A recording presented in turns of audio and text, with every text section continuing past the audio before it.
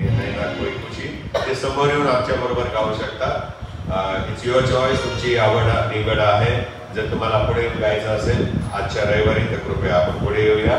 देवाच्या नावाला आपण धन्यवाद देऊ, कारण प्रभू येशू ख्रिस्त हा आमचं जीवन आहे. आणि म्हणून तो म्हणतो, येशू ख्रिस्त काय म्हणाला, मीच मार्ग सत्य आणि जीवन आहे. आणि म्हणून प्रभू आम्हाला जीवन प्राप्त होते, आम्हाला आनंद प्राप्त होतो. आणि म्हणून आपण त्याच्या नावाला धन्यवाद देऊया. येशू ख्रिस्ताविना जीवन नाही, येशू ख्रिस्ताविना आम्हाला आनंद नाही. आणि म्हणून आपण येशू ख्रिस्ताला आपल्या अंतःकरणामध्ये घेऊ. दुसरं गीत आहे चर्चा ग्रुपवरती, ये मसीहा तेरे बिना जिंदगी में मैना कोई खुशी.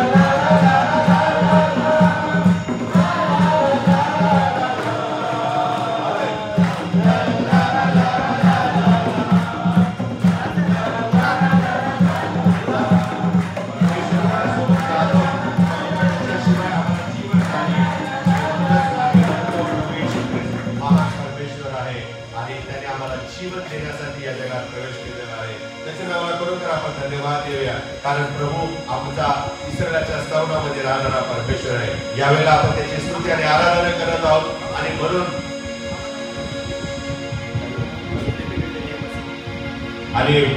म्हणून आपण हे जे गीत गायलेलं आहे, मसीह तेरे बिना जिंदगी में है ना कोई खुशी, प्रभू येशू ख्रिस्ता विना आमच्या जीवनामध्ये खुशी नसते, आनंद नसतो आणि म्हणून आपण परमेश्वराला आलिंगन करतो। परमेश्वर आमच्या सोबत असतो, तो जरी आमच्या सोबत असला तरी त्याला आमच्या हृदयामध्ये यायला उत्सुक असतं आणि म्हणून आम्ही प्रभू येशू ख्रिस्ताला आपल्या हृदयात घेऊया, त्याची आराधना करूया। तिसरे गीत आपण गाणार आहे, हो तेरी स्तुती और आराधना। विमान आलेला आहे, हे मसीह आपण परत गायचं आहे। सगळं गाणं का करून फक्त कडवा आपण गाया। हे मसीह तेरे बिना जिंदगी में मोठ्याने आपण गाणं वाजवून गाऊया, गाऊन गाऊया।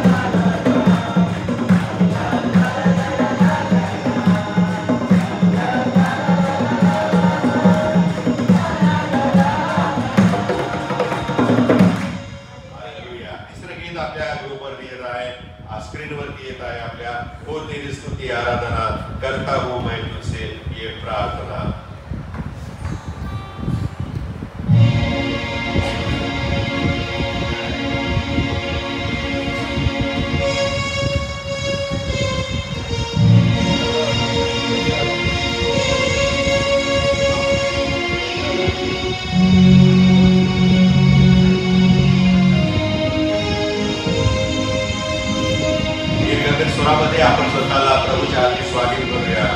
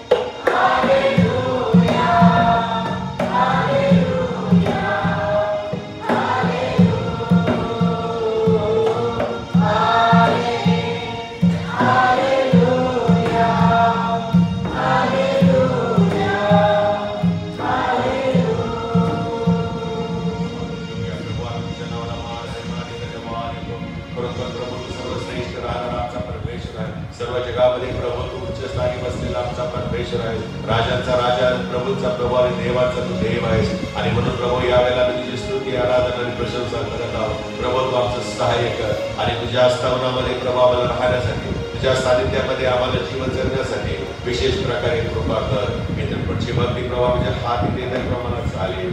कारण आमचा प्रवेश ख्रिस्त याच्या द्वारे आमेन.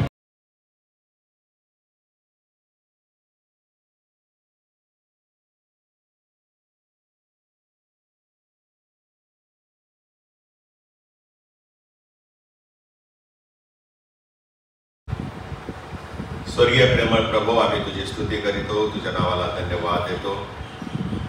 पुन्हा एक बार प्रभू तुझ्या वचनातून शिकण्यासाठी तू आम्हाला कृपा पुरवलीस, सहाय्य केलंस, मार्गदर्शन केलंस. यावेळी तुझं वचन आम्हाकडे येत असताना आमचे अंतचक्षु तू उघडे कर आणि प्रभू तू आम्हाला सहाय्य कर, मार्गदर्शन कर. कारण आमचा मान प्रभू येशू ख्रिस्त याच्याद्वारे. आजचा जो विषय आहे तो आपल्या CNIच्या अल्मनॅकमध्ये लिहिल्याप्रमाणे देवाच्या कृपेने आमचे हृदय शुद्ध राहू शकते. जी वाचलेली शास्त्रपाठ आहेत ते चांगले आहेत, आपल्या परिचयाचे आहेत आणि गेल्या काही वर्षांच्या मध्ये मी तुमच्याशी बोललेलो आहे. त्यामुळे आज आणखीन एक नवीन दृष्टिकोन आपण इर्म्याच्या पुस्तकावरती देणार आहे. इर्म्याचा जो शास्त्रपाठ आपण वाचलेला आहे, इर्म्याचा ग्रंथ 17वा अध्याय 5 ते 10. इर्म्या सांगतो की जेव्हा आपण परमेश्वरावर विश्वास ठेवतो तेव्हा आम्हाला आशीर्वाद मिळतो आणि जेव्हा आम्ही परमेश्वरापासून दूर जातो तेव्हा आशीर्वाद आमच्यापासून दूर जातात. इर्म्या या दुसऱ्या विभागाला जेव्हा मनुष्य आशीर्वादापासून दूर जातो त्या व्यक्तीला शापित असं म्हणतो, त्या व्यक्तीला पापी असं म्हणतो. आणि म्हणून मी ते दोन्ही शब्द वगळून असं लिहिलेलं आहे, परमेश्वरापासून दूर जातो तेव्हा आमच्यापासून आशीर्वाद दुरावतात. आणि हा शास्त्रपाठ वाचताना मला पहिल्या स्तोत्राची आठवण झाली, कारण जे पहिल्या स्तोत्रामध्ये आहे तेच आम्हाला या ठिकाणी इर्म्याच्या ग्रंथामध्ये पाहायला मिळतं. दंड तो पुरुष प्रश्नतेने चालत नाही, पापी जनांच्या मार्गात पाऊल घालत नाही आणि बोला बोला मोठ्याने बोला, ज्याची पाने कोमेजत नाही अशा झाडासारखा तो आहे. आणि हीच गोष्ट इर्म्याने 17वा आपल्या अध्यायामध्ये 5 ते 10 वचनामध्ये लिहिलेली आहे. आता या वचनांच्या मध्ये त्याने धन्य माणसाबद्दल देखील लिहिलेलं आम्हाला पाहायला मिळतं. ज्याचे पान कोमेजत नाही, याचा अर्थ ज्याचं जीवन कोमेजत नाही. आणि ज्याची पाने कोमेजत नाही याचा अर्थ ते हिरवीगार राहतात, टवटवीत राहतात. म्हणजे त्याचं जीवन जे आहे आशीर्वादित मनुष्याचं, हे जर आशीर्वादित असेल तर त्याचे आशीर्वाद कोमजणार नाही. कारण देवाने ही स्थिती फक्त स्तोत्र 1 मध्येच लिहिलेली आहे असं नाही, किंवा स्तोत्र 1 पर्यंतच मर्यादित केली असं नाही, तर देवाने आशीर्वादित मनुष्याची स्थिती ही आणखीन विकसित केलेली आहे असं आम्हाला इर्म्यामध्ये देखील पाहायला मिळतं. आणि म्हणून येथे आशीर्वादित आणि पापी या दोघांची तुलना इर्म्याने केलेली आहे आणि यातील विरोधाभास जो आहे तो देखील फार आश्चर्यकारक आहे. आणि म्हणून मी जास्त वेळ न घेता पहिल्या मुद्द्याकडे आपलं लक्ष विदित करत आहे. वचन 5 मध्ये आम्ही काय वाचतो? वचन 5 वाचा बरं कोणीतरी. परमेश्वर असे म्हणतो, तो ईश्वर मनुष्यावर भिस्त ठेवितो, मानवाला आपला बाहू करीतो व ज्याचे अंतःकरण परमेश्वरापासून फिरले आहे तो शापित. बघा किती स्पष्ट लिहिलेला आहे इर्म्याने. आणि तो असं म्हणतो की परमेश्वराचा निरोप मानवांच्या करता आहे की जी व्यक्ती मनुष्यावर विश्वास ठेवते, भिस्त ठेवते, काही भाषांतरामध्ये विश्वास ठेवते असं लिहिलेलं आहे. जी व्यक्ती मनुष्यावर विश्वास ठेवते, मनुष्याला आपला बाहू करते आणि ज्याचे अंतःकरण परमेश्वरापासून फिरले आहे तो मनुष्य शापित आहे. काही भाषांतरामध्ये तो मनुष्य पापी आहे असं लिहिलेलं आम्हाला पाहायला मिळते. येथे इर्म्या ज्या प्रकारच्या विश्वासाबद्दल बोलत आहे तो विश्वास म्हणजे आमचा देवावर विश्वास अधिक असावा, हे ते लिहिण्यामागचं, ते वचन लिहिण्यामागचं इर्म्याचं उद्दिष्ट आहे. आणि म्हणून मनुष्यावर भरोसा ठेवण्यापेक्षा परमेश्वराला शरण जाणे असं स्तोत्र करतात आपल्या वचनामध्ये म्हणतो. आणि ते किती खरं आहे. देवाचे वेगवेगळे दास आम्हाला देवाच्या पवित्र वचनांच्या मधून मार्गदर्शन करतात आणि हे सांगत आहेत की स्वतःवर विश्वास ठेवण्यापेक्षा आम्ही देवावर विश्वास अधिक ठेवावा. काही उदाहरणं शास्त्रामध्ये आम्हाला पाहायला मिळतात. राजेचं दुसरं पुस्तक 16 अध्याय 1 ते 9 आणि यशायाचं पुस्तक 7 अध्याय या शास्त्रपाठांच्या मध्ये आम्हाला 2 देश दिसतात. एक सिरिया आहे आणि एक इस्रायल आहे. आणि या दोघांच्या पासून सुटका मिळावी म्हणून अश्शूराकडे मदत घेण्यासाठी आहाज राजाने पाप केलेलं शास्त्रामध्ये पाहायला मिळतं. कारण त्याची भिस्त देवापेक्षा मनुष्यावर अधिक होती. दुसरं उदाहरण आम्हाला शास्त्रात पाहायला मिळतं. राजेचं दुसरं पुस्तक 17 अध्याय 1 ते 7 वचन आणि 18 अध्याय 19 ते 21 या 2 शास्त्रपाठामध्ये आम्हाला आणखी एक उदाहरण पाहायला मिळतं. अश्शूरापासून सुटकेसाठी ज्या वेळेला इजिप्तवर विश्वास ठेवला त्यावेळेला इस्रायलाच्या उत्तरेकडचे जे राज्य होतं आणि यहुदाच्या दक्षिणेकडची राज्य जे आहेत ती खिळखिळी झालेली आणि पाहायला मिळतं. आणि त्यांनी राजांच्यावर त्यांनी देशांच्यावर आपल्या मदतीसाठी विश्वास ठेवला परंतु जिवंत परमेश्वरावर त्यांनी विश्वास ठेवला नाही. परिणाम फार भयंकर पुढे आम्हाला पाहायला मिळतो. तिसरं उदाहरण आहे आणि ते म्हणजे इर्म्याचं पुस्तक 2 अध्याय 36 वचनामध्ये असं लिहिलेलं पाहायला मिळतं की इर्म्याच्या काळातही यहोवाने यहुदाच्या लोकांना अशा मूर्ख विश्वासाच्या परिणामाबद्दल इशारा दिलेला आहे. कोणतरी वाचा इर्म्या 2:36. आपली जात बदलून तिकडे का भटकतोस? तू अश्शूरामुळे खजील झालीस तशी मिस्रामुळेही होशील. इस्रायल राष्ट्राला परमेश्वरानं बोल लावलेले आहे. आपली चाल बदलून इकडून तिकडे तू का भटकत आहेस? तू काय लिहिलेलं आहे? अश्शूरामुळे खजील झालेस तशी मिस्रामुळे देखील खजील होशील.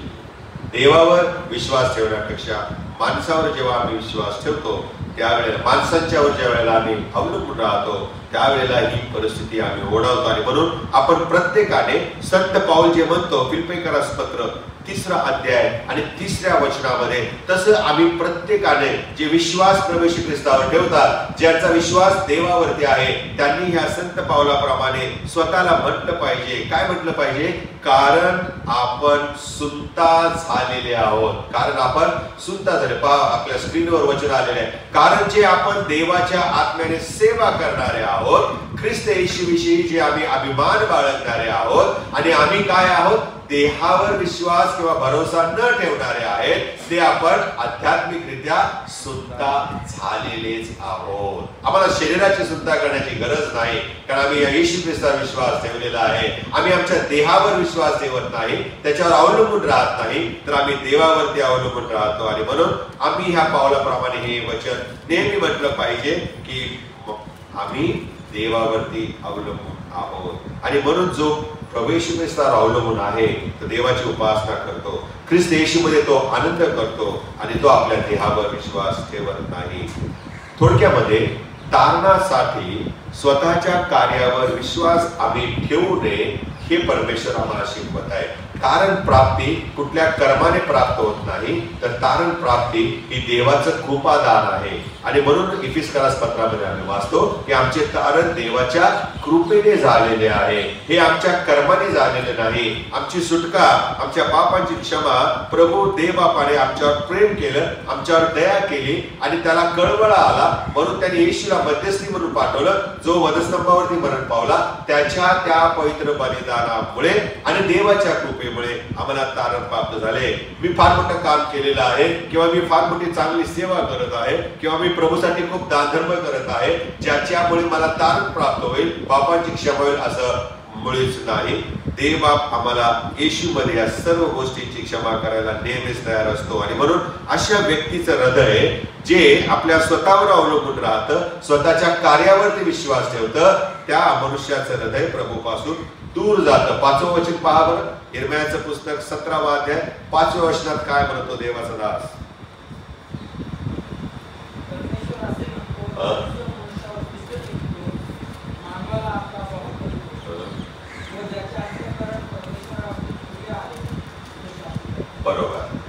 जो मनुष्याला आपले बाहुबल करतो, जो स्वतःपेक्षा मनुष्यावर आणि देवापेक्षा दुसऱ्या मनुष्यावर अवलंबून राहतो, त्याचं हृदय परमेश्वरापासून दूर गेलेलं असतं. आणि म्हणून प्रियानो, या शास्त्र पाठामध्ये प्रभूवर विश्वास ठेवण्यास आम्हाला प्रोत्साहन दिलेलं आहे. नीतिसूत्रे काय म्हणतो पहा बरं. शलोमोन काय म्हणतो? नीतिसूत्रे 3रा अध्याय 5वं वचन.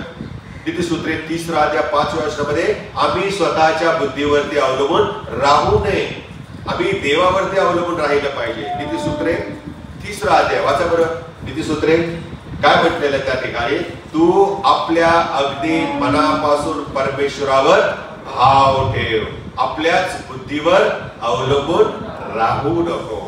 आमच्यापेक्षा परमेश्वर हा सामर्थ्यशाली आहे, आमच्यापेक्षा परमेश्वर हा समर्थ परमेश्वर आहे. आम्ही ज्या ठिकाणी थांबतो, आम्ही ज्या ठिकाणी उणे पडतो, त्या ठिकाणी प्रभूचं काम चालू होतं. आणि म्हणून आम्ही स्वतःच्या बुद्धीवर, स्वतःच्या ज्ञानावर, स्वतःच्या हुशारीवर, स्वतःच्या चलाखीवर अवलंबून न राहता आम्ही देवावरती अवलंबून राहिलं पाहिजे.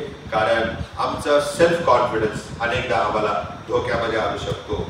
पुढे आम्ही ही एक गोष्ट विश्वासामध्ये पाहू शकतो, आणि ती म्हणजे विश्वास ही स्थिर स्थिती नाही. मी येशूवर विश्वास ठेवला म्हणजे मी मरेपर्यंत तोच विश्वास माझ्यासोबत राहील असं अजिबात नाही.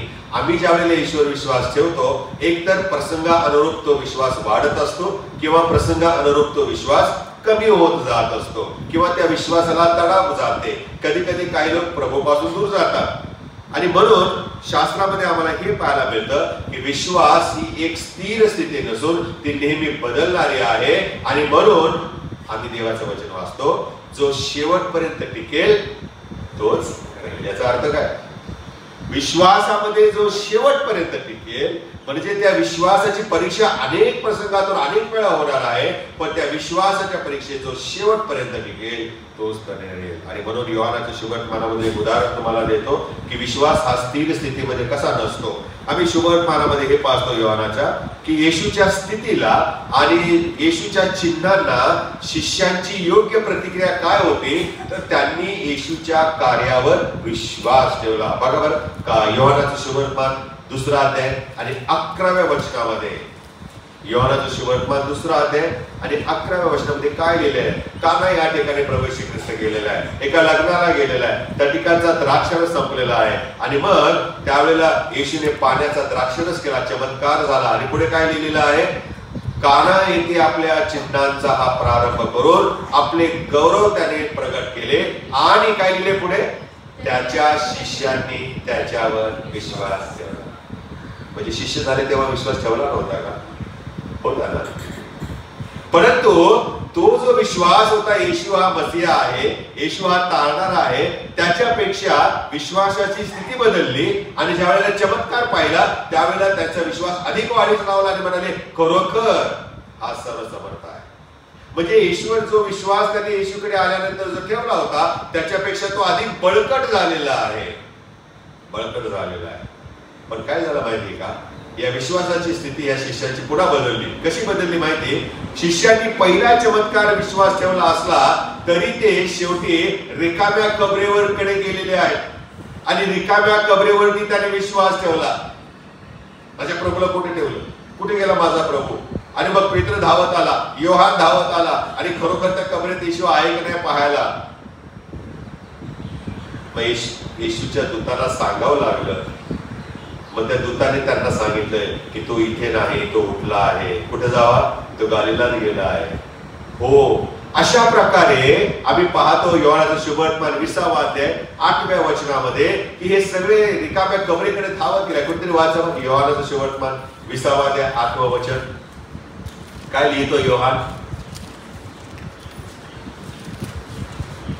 तेव्हा जो दुसरा शिष्य पहिल्याने कबरेजवळ आला, तोही आत गेला आणि त्याने पाहून विश्वास बघा, आता येशू बरोबर हे 3.5 वर्ष काम करत होते ना.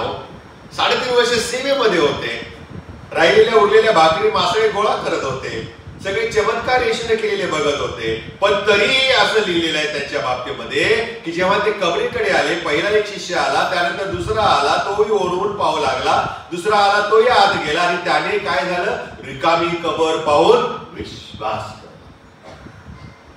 विश्वासाची स्थिती बदललेली आहे. The change, the level of faith has change.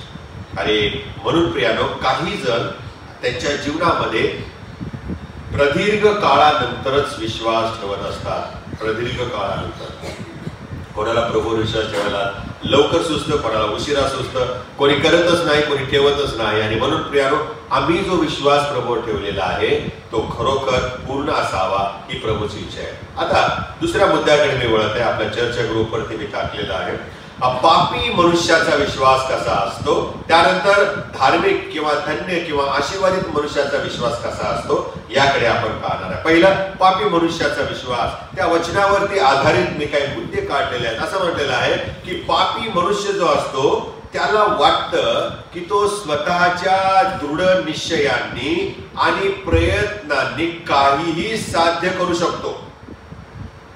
तो असा विश्वास ठेवतो की तो सर्व समस्या सोडवू शकतो आणि स्वतःची सुटका तो करून घेऊ शकतो. आणि हे घातक आहे.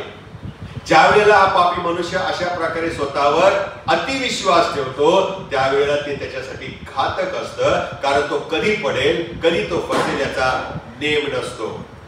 कारण देवापेक्षा तो स्वतःच्या युक्त्या, कुयुक्त्या, आयडियाज, सामर्थ्य, ताकद, ज्ञान याच्यावरती तो अवलंबून असतो. त्याला वाटतं की माझ्या समस्येतून मी सुटका माझ्या प्रयत्नाने करून घेऊ शकतो. देवाला स्थान देत नाही आणि म्हणून ते त्याच्यासाठी घातक आहे. दुसरी मला गोष्ट पाहायला मिळते ती म्हणजे पापी स्वभावाच्या व्यक्तीला असं वाटतं की तो चांगल्या कर्मांनी आणि नैतिकतेने देवासमोर उभे राहण्यास स्वतःला पात्र बनवू शकतो. त्याला असं वाटतं त्याचा स्वतःचा जो आत्मविश्वास आहे हा घातक आत्मविश्वास असतो. कारण कृत्यांनी आम्हाला सुटका मिळत नाही. चांगल्या कृत्यांनी किंवा चांगली नैतिकता जीवन असेल तर त्याने आम्हाला तारण प्राप्त होत नाही. हे आम्ही मगाशी पाहिलेलं आहे. तिसरी गोष्ट पापी मनुष्याबद्दल असं लिहिलेलं आहे, इर्मिया त्याला शापित असं म्हणतो. कारण पापी माणसाचं मन, पापी माणसाचं हृदय, पापी माणसाची इच्छा ही सर्व देवाच्या विरोधामध्ये असते आणि तो देवाला पसंत करत नाही. तो देवाचा द्वेष करतो, देवाच्या वचनाकडे तो दुर्लक्ष करतो.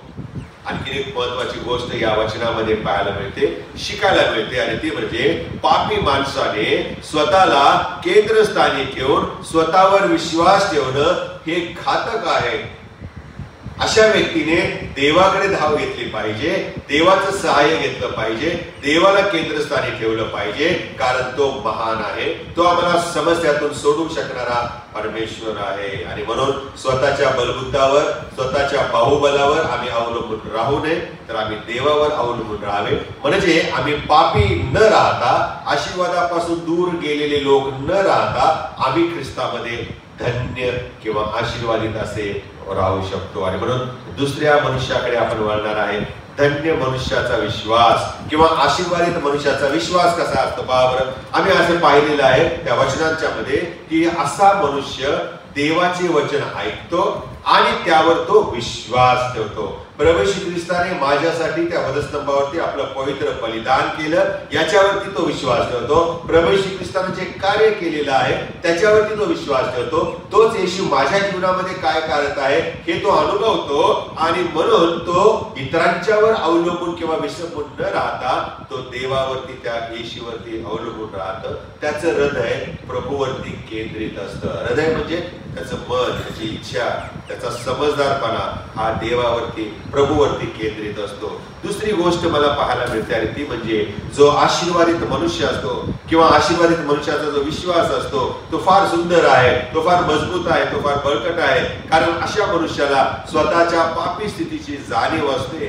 कारण तो असहाय्य आहे, तो निराशा आहे हे त्याला जाणवतं आणि तो त्यावेळेला स्वतःवर नव्हे तर देवावर अवलंबून राहतो. प्रभू मी पापी आहे, बस पाप्यावर दया. आशीर्वादित असून देखील, धन्य असून देखील तो स्वतःला प्रभू समोर रिक्त करतो, स्वतःला प्रभू समोर तो रिकामा करतो आणि प्रभू त्याच्या मदतीसाठी धावून येतो. आणखीन एक तिसरी गोष्ट धन्य मनुष्याच्या विश्वासाबद्दल मला पाहायला मिळते, आणि ती म्हणजे आशीर्वादित मनुष्याला देवाचे सर्व मार्ग जरी समजत नसले तरी तो देवाच्या प्रेमावर आणि देवाच्या सार्वभौमत्वावर विश्वास ठेवतो. मी देवाची योजना समजू शकत नाही, देवाचे सर्व मार्ग मला माझ्या आकलनाच्या पलीकडे आहे, पण तरीही देव माझ्या कृती करतो हे तो समजतो, हा त्याचा विश्वास असतो. आणि देव हा सार्वभौम आहे, देवाचं सामर्थ्य सगळ्या गोष्टीमध्ये आहे. आणि म्हणून आम्ही इंग्लिशमध्ये ऐकतो God is in control of everything. तो आमचं सगळं नियंत्रण करणारा परमेश्वर आहे. आणि यावरती धन्य मनुष्य जो आहे तो विश्वास ठेवतो, कारण त्याची आशा देवावर असते, स्वतःच्या ज्ञानावर किंवा स्वतःच्या समजुतीवर नसते. पुढचा मुद्दा आहे महत्वाचा, आणि ते म्हणजे परमेश्वर आमच्याकडे काय पाहतो. परमेश्वर आमचं हृदय पाहतो. चौथा मुद्दा आहे वचन 9 आणि 10, इर्म्याचं पुस्तक 17वा अध्याय वचन 9 आणि 10 मध्ये याबद्दल आम्हाला लिहिलेलं पाहायला मिळतं. जो लेखक आहे इर्म्या तो काय लिहितो, हृदय सर्वात कपटी आहे, ते असाध्य रोगाने ग्रस्त आहे, त्याचा भेद कोणाला. माझ्या मनात काय आहे, हृदय म्हणजे मन, ते धक करते त्या हृदयाबद्दल नाही लिहिलंय ना शास्त्रामध्ये. माझं मन, माझ्या मनात काय आहे हे दुसरा मनुष्य समजू शकत नाही, ते फक्त मलाच कळतं. परंतु कधी कधी आम्हालाही कळत नाही, आम्ही कन्फ्युज होतो. परंतु परमेश्वर काय करतो, अंतःकरण पाहणारा परमेश्वर आहे. परमेश्वर हा हृदय पाहणारा परमेश्वर आहे. 10वं वचन वाचलंय, पुढचं वचन काय लिहिलेलं आहे,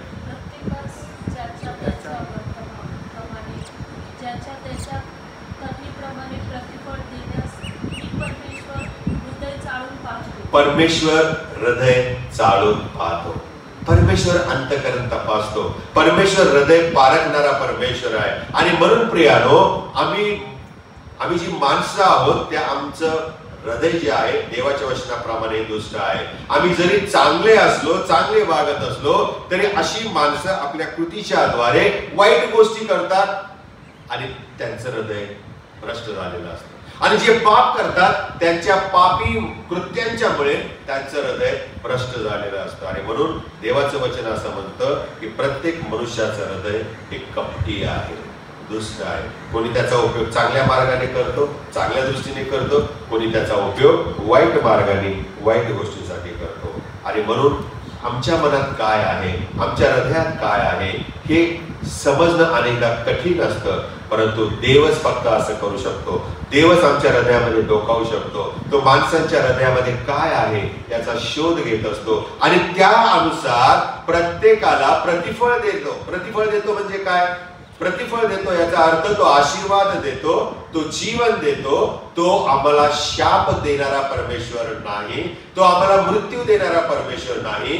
जर आम्हाला तसं त्याने केलं तर मग येशूच्या पवित्र बलिदानाचा अर्थ शून्य होऊन जाईल. आणि म्हणून आमच्या हृदयामध्ये जे काही वसतं त्याप्रमाणे आम्हाला तो प्रतिफळ देतो. प्रियानो, आमच्या समोर तो नेहमी निवड ठेवत असतो. आणि म्हणून जुन्या करारामध्ये आम्ही वाचतो परमेश्वराने आमच्या समोर जीवन आणि मृत्यू ठेवलेला आहे, चांगला आणि वाईट ठेवलेला आहे. आम्ही कशाचा काय करणार, लाभ घेणार, आम्ही कशाची निवड करणार. मला वधस्तंभावरती त्या काल्वरीच्या टेकडीवरील उदाहरण आठवलं. त्यामध्ये 2 चोर आम्हाला पाहायला मिळतात, येशूच्या उजवीकडे आणि येशूच्या डावीकडे. दोघांची हृदय बघा तुम्ही, किती फरक आहे. मनुष्यच आहेत ना, दोघांचा व्यवसाय एकच होता, मित्रच होते ते, पण त्यांच्या हृदयामध्ये जी घालमेल आहे, त्यांचे जे विचार आहेत ते एकमेकालाच पटत नाही. एक काय म्हणतो दुसऱ्याला, आपण वाईट केलेला असताना शिक्षा भोगत आहे, याने तर काहीच वाईट केले नाही. एक चोर म्हणतो प्रभू येशू ख्रिस्ताला, स्वतःही उतरव आणि आम्हालाही उतरव, म्हणजे परत टाकायला मोकळे आम्ही, है ना. दुसरा पश्चातापी होतो. हृदय हे असं असतं प्रियानो, त्याच्यामध्ये चांगले आणि वाईट दोन्ही गुण असतात. आणि म्हणून ह्या वधस्तंभावरती खेळलेल्या 2 चोरांच्या मध्ये तफावत बघा तुम्ही, त्यांच्या हृदयामध्ये आलेले विचार पहा तुम्ही. जरी ते बऱ्याच गोष्टीने एकमेकांमध्ये साम्य असलं तरी देखील प्रियानो त्यांच्यामध्ये तफावत आहे, कारण हृदय सर्वात कपटी आहे. ते आजाराने ग्रस्त आहे आणि ते शुद्ध करण्याचं सामर्थ्य आमच्या येशूमध्ये आहे. एक उदाहरण सांगतो. तितर नावाचा एक पक्षी आहे ना, तितर नावाचा एक पक्षी आहे. तो काय करतो? तो आपलं घरटं जमिनीवर बांधतो. कुठे बांधतो? जमिनीवर बांधतो. आणि असं म्हटलेलं आहे की तो जमिनीमधील बिया ज्या असतात पडलेल्या, त्या बिया खाऊन आपलं जीवन जगत असतो. मग तो उंच उडत नाही, त्याची भरारी पण फार उंच नसते, किंवा तितर हा पक्षी स्थलांतरित पक्षी नाहीये. तो इकडून तिकडे या देशातून त्या देशात हवामान बदली तर पळायचं असं कधीच करत नाही. आणि त्याचं घरटं जमिनीवर असतं आणि तो झाडावर आम्हाला क्वचित दिसतो. क्वचित. देवाचं वचन आम्हाला त्याद्वारे हे शिकवत आहे की देव म्हणतो, ज्या प्रकारे पक्षी आपलं घरटं बांधण्याची कलाकुसर वापरतात, पक्ष्यांना कळतं अंडी घालण्याचे कसे आहेत, कधी घालावेत कधी नाही, त्याच प्रकारे अंडी उबवण्याचं पण त्यांना ज्ञान आहे. त्या अंड्यांचे ते रक्षण पण करतात, नाही का?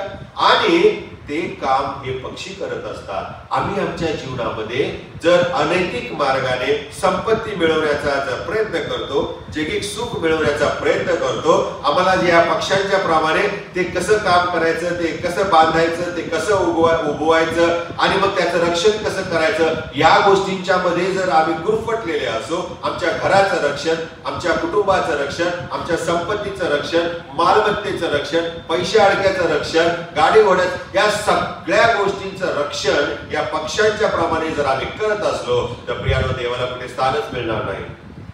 आणि मग जेव्हा समस्या उद्भवते त्यावेळेला आम्ही प्रभूकडे मग धाव घेतो. आणि म्हणून आम्ही प्रियानो नेहमी प्रत्येक स्थितीमध्ये स्वतःचं डोकं न वापरता, स्वतःची बुद्धी न वापरता, कारण नीतिसूत्रेमध्ये आम्ही वाचलं, स्वतःच्या दृष्टीने स्वतःला तू शहाणा समजू नको, स्वतःच्या बुद्धीवर तो अवलंबून राहू नको. आणि म्हणून आम्ही प्रत्येक स्थितीमध्ये देवावरती अवलंबून राहावं ही परमेश्वराची इच्छा आहे. आणि म्हणून आपण या समारोपाच्या विभागामध्ये स्वतःला आपण काही प्रश्न करणार आहोत. प्रभूसमोर आपण नतमस्तक होणार आहोत आणि आपलं हृदय देवासमोर बरोबर आहे का हे आपण स्वतःला विचारू. आपण स्वतःवर विश्वास ठेवतो की देवावर विश्वास ठेवतो? हे प्रश्न आहेत प्रियानो. आम्ही जेव्हा स्वतःला हे विचारतो त्यावेळेला आम्ही कुठल्या स्थितीमध्ये आहोत याची जाणीव आम्हाला झाल्याशिवाय राहणार नाही. आशीर्वादित राहण्यासाठी आम्ही स्वतःचा त्याग, स्व जे आहे त्या स्वचा त्याग करून ख्रिस्तावरती पूर्ण विश्वास ठेवला पाहिजे. जेव्हा आम्ही असं करू त्यावेळेला आमच्या विश्वासामध्ये आम्ही बळकट उभे राहू शकतो. आणि प्रभू त्या प्रकारे राहण्यासाठी आणि प्रभूला आमंत्रण करून त्याच्या रक्ताने आपले हृदय शुद्ध करण्यासाठी तुम्हा प्रत्येकाला सहाय्य करो. आपण प्रार्थना करूया. पवित्र प्रभू, आम्ही तुझी स्तुती करीतो, तुझ्या नावाला धन्यवाद देतो. पुन्हा एक बार प्रभू देव बाप्पा, तू आम्हाला तुझ्या वचनातून मार्गदर्शन केलेलं आहेस. तूच एक असा परमेश्वर आहेस की जो आमचे हृदय जाणतोस. तूच एक असा परमेश्वर आहे की असाध्य रोग सुद्धा बरे करतोस. आमच्या हृदयामध्ये जे असाध्य रोग असतील ते सुद्धा बरे करण्याचं सामर्थ्य आमच्यात नाही, फक्त तुझ्यात आहे. आणि म्हणून प्रभुदेव बाप्पा, आजच्या शिक्षकाप्रमाणे, आजच्या तुझ्या वचनाप्रमाणे आम्ही स्वतःचं जीवन तुला समर्पित करावं आणि प्रभू आमचं हृदय तुला समर्पित करावं. त्या हृदयामध्ये तुला आम्ही स्थान द्यावं म्हणून तो आम्हाला कृपा करो. तो आपल्या वचनामध्ये तो पहा, मी दाराशी उभा आहे, जोपर्यंत माझी वाणी ऐकून दार उघडतो त्याचमध्ये आम्ही जावं. ओ परमेश्वर पित्या, आज तो आमचं हृदयाचं दार कोटावत आहे. आम्ही तुला आलिंगन देतो, आम्ही तुला आमंत्रित करतो. ये प्रभू, आमच्या हृदयात बसले, आम्हाला शुद्ध कर.